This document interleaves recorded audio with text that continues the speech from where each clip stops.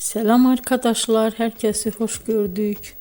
Bugün sizler için sevilen oyuncularımız Birce Akalay ve İbrahim Çelikkol'dan güzel sempatik fotolar hazırladık. Birce Akalay, Yer Gök Aşk, Hayat Bazen Tatlıdır, Siyah Beyaz Aşk bu kimi dizilerde rol almış ve herkes tarafından çok beğenilmiştir.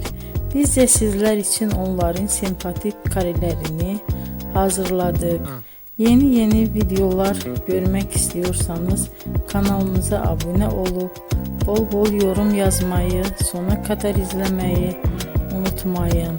Bizden bu kadar. Hoşça kalın.